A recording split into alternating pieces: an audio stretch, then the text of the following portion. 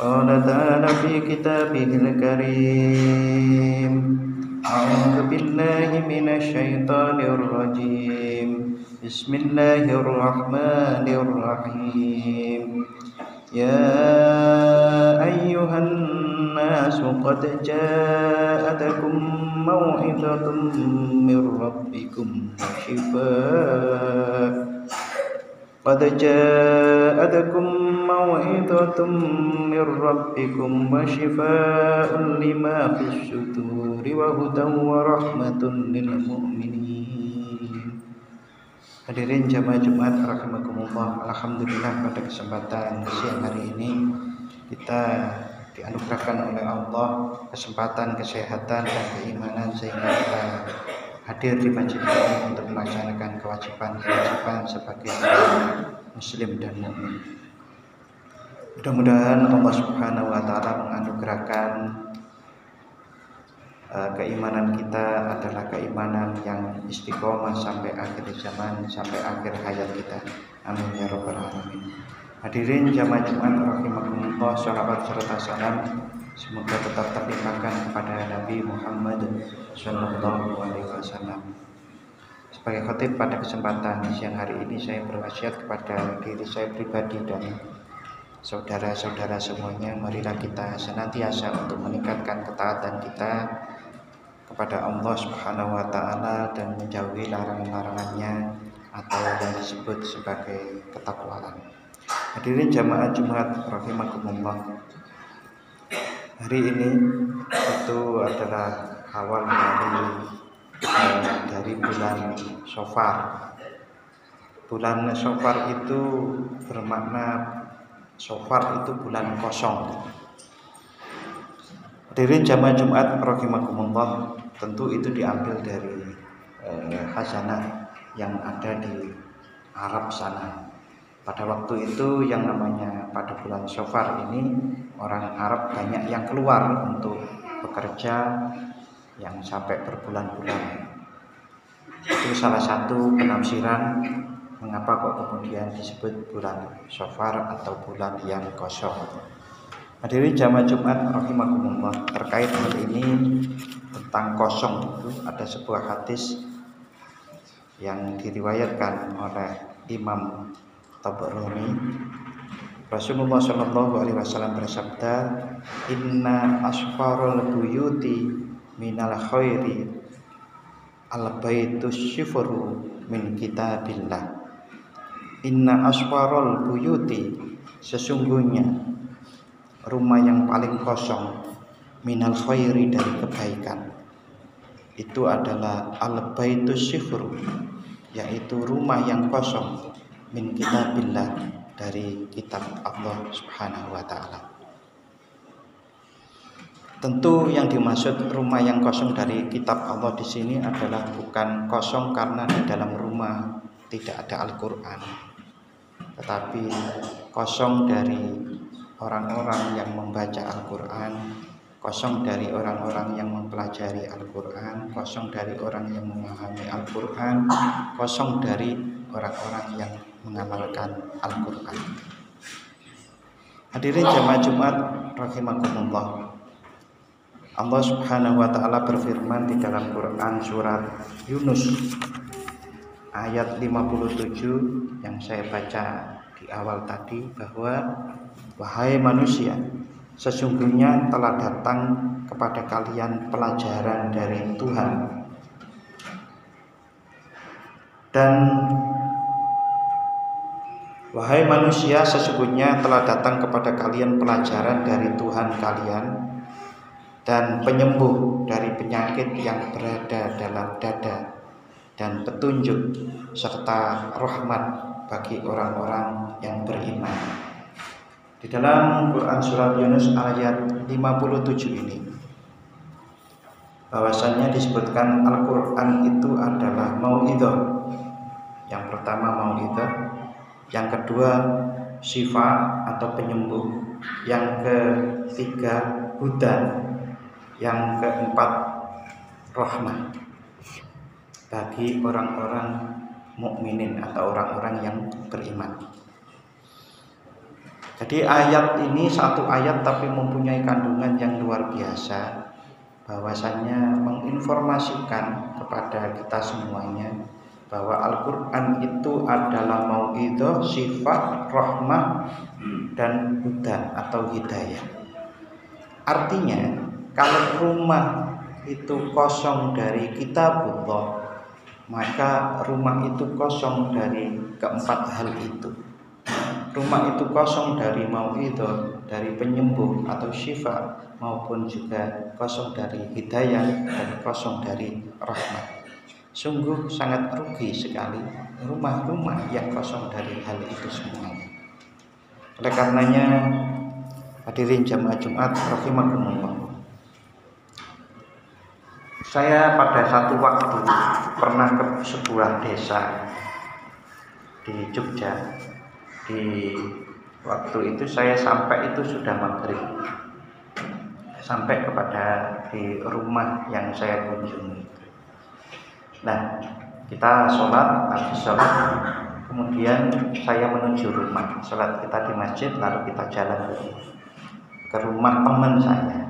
Nah, di perjalanan itu ada rumah yang tidak seberapa besar, tapi di situ ada ngaji Al-Quran yang kelihatan entah seorang bapak atau seorang ustadz atau seorang kakak itu lagi mengajar Al-Quran kepada anak-anak.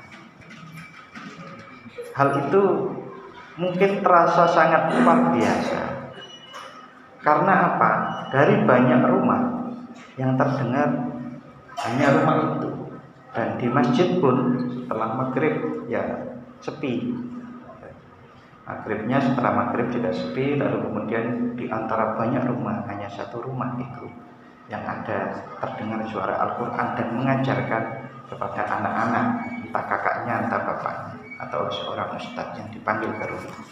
Hadirin jamaah Jumat rahimakumullah, hal itu mungkin bagi orang-orang yang sudah sepuh-sepuh mungkin mengalami hal itu, bahwasanya Al-Quran sering terdengar dari rumah ke rumah, tidak hanya terdengar sebatas dari lantunan MP3, sebatas lantunan dari YouTube, tetapi dibaca oleh manusia yang bersangkutan itu. Hadirin jamaah Jumat rahimakumullah, apa yang disebut dengan mau'idhah? Di sini di dalam kitab tafsir At-Tabari disebutkan bahwa mau'idhah itu peringatan. Mau'idhah itu pesan Allah yang untuk direnungi dan ditadabburi. Jadi pesan dari Allah, Sang Maha Pencipta, Sang Maha segalanya, itu kan sangat luar biasa. Mungkin kita mendapatkan pesan dari orang yang besar atau orang yang agung jabatannya dan seterusnya, kita merasa luar biasa. Bukankah Allah Subhanahu wa Ta'ala beribu-ribu kali lipat, mungkin juga berjuta-juta kali lipat lebih besar, lebih agung daripada manusia, makhluk-makhluk yang ada di alam semesta ini. Artinya pesan itu kemudian kita hikmati, kita baca, kita tadabburi, itu adalah sebuah hal yang luar biasa. Hadirin jamaah Jumat rahimakumullah, yang kedua adalah sifat. Kalau tadi itu mau'idhah dan ini as-sifat. Al-Quran itu adalah penyembuh. Al-Quran di dalam tafsir At-Tabari disebutkan bahwasannya penyembuh itu adalah penyembuh dari penyakit hati, semacam iri, dengki, sombong, dan seterusnya. Kita bayangkan kalau rumah itu berisi orang-orang yang hatinya sembuh dari iri, dengki, kesombongan, itu rumah itu akan tentram.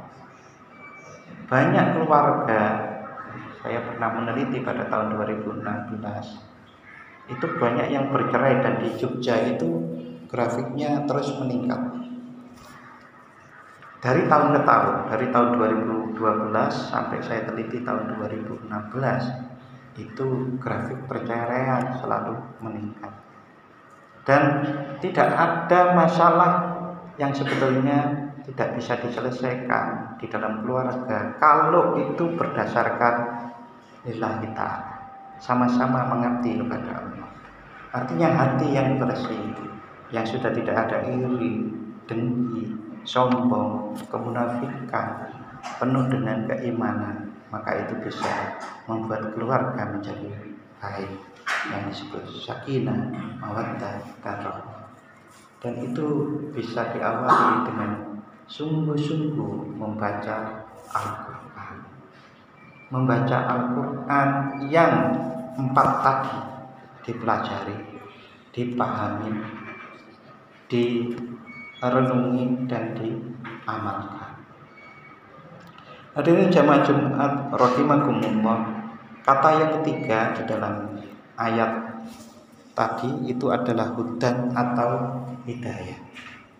Hidayah itu adalah petunjuk yang terang benderang, ya petunjuk bahwa ini halal, ini haram, ini baik, ini buruk.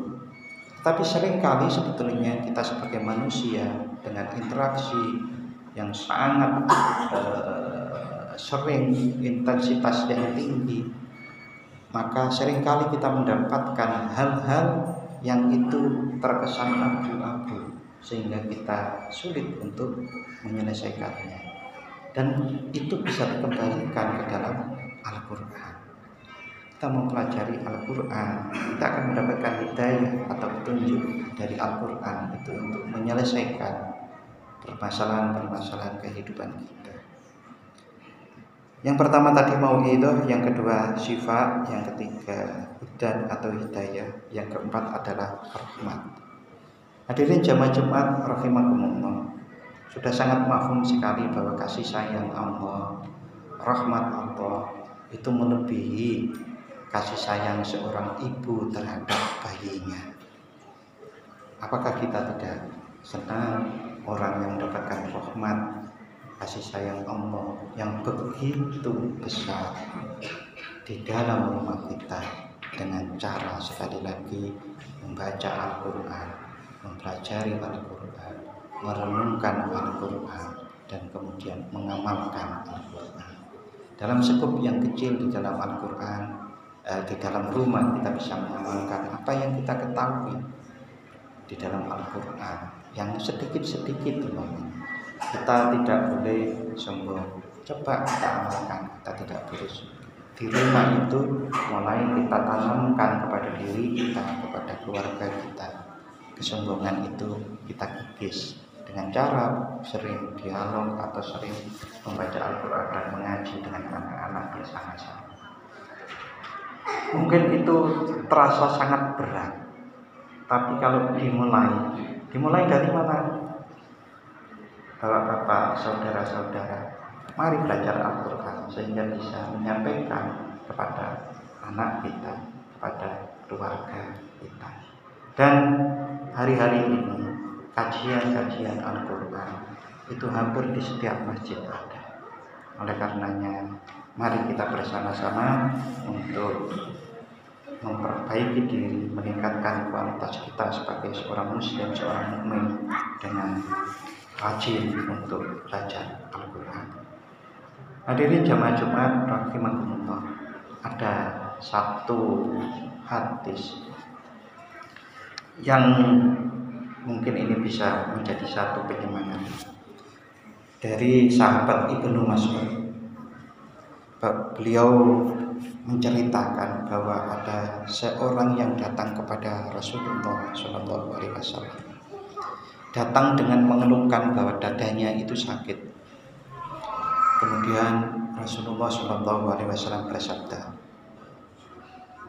hendaklah engkau membaca Al-Quran. Sangat sederhana, dadanya sakit. Padahal itu fisik. Mengapa Rasulullah juga menyarankan, menganjurkan itu? Hendaklah engkau membaca Al-Quran.